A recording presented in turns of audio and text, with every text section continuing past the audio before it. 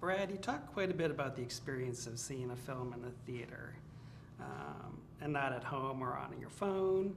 So I'm just wondering, we're talking about the Blu-ray release of Incredibles 2. Is it a necessary evil, or is it an opportunity to sort of enhance that movie experience? I think it's both. I prefer this theatrical experience because I like seeing these images are designed to be seen big, and the sound systems in not as many theaters as should be, but in many theaters are good. I think it's about watching something uninterrupted, where you can't hit the pause button, you can't send texts, you can't do any of that. You have to be all in, and I love that. And I love people responding with other people in the dark. But I'm also a member of the world, and I realize that films have their time in theaters, and then they go into this ether that is like a book on a shelf.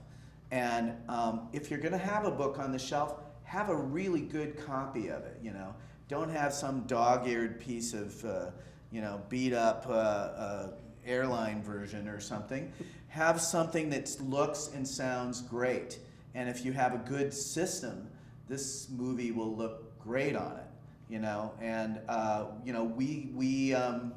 we go the extra mile to make sure the stuff is as close to the theatrical experience as you can get. And that's really good now. If you have a good system, the discs that we sell are top of the line. 14 years between movies, did you think there would still be an audience for it? Well, it was getting to the point where I was getting a little worried about it because it was starting to be a long time. And I hadn't intended to, I didn't think 14 years is just the exact right. I mean, there was no calculation 13 there. is too short, Yeah. 15 is too long, 14, right? Yeah, right, perfect. 14, It's perfect. perfect. We've done research. I felt like if I didn't do it soon, the most fun I have had making a movie so far was the first Incredibles. And I love those characters. It's the only film that I've made where I had the initial seed of the idea and I saw it all the way through to being realized.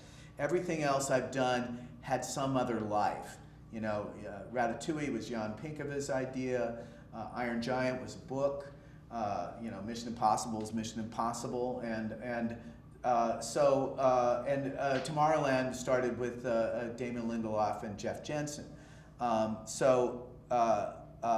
Incredibles is kind of like my baby, and so it was. I always wanted to return to it, but I had the roll switch idea. And I knew I had the baby, that the audience knew that the baby had multiple powers, but the family didn't. Those things I had when we were publicizing the first film. The villain plot is something that is always elusive to me on these movies.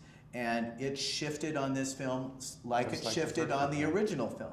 The villain, everything was in there when I came to Pixar, except I had a different villain. And we discovered the villain that was in the first film as we were developing it. But everything else about the story was pretty much what I brought to Pixar. And on this film, I thought, I have the villain idea.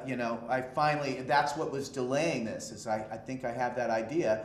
And they said, great, we like it, let's go, greenlit, here's the release date, go, go, go. And about 5 months into this, that villain didn't work. And now I'm screwed because it's the system is pregnant and the due date is set. And so we had to scramble, and we tried one thing that I also thought was the initial idea I had, I think, was a good idea. Then I had another version that was kind of like this, that was a whole different idea that was also worthwhile. But if it didn't work right away, we had to move on. And so this movie, everything but that superhero plot kind of developed organically and on the fly. And one last quick question for you. Yeah. Having directed Mission Impossible Ghost Protocol, have you seen Fallout? And what Oh, did you yeah. think of Henry Cavill Oh, as I a bad thought guy? it was great. And then my favorite scene in that movie, which was really a fun movie. I mean, Chris McQuarrie did a great job, and the fight in the bathroom I thought was just one of the best things that I've seen. And of course, the end with the helicopter stuff is amazing. So yeah, I'm right in with those guys, and I'm first in line always to anything Tom does.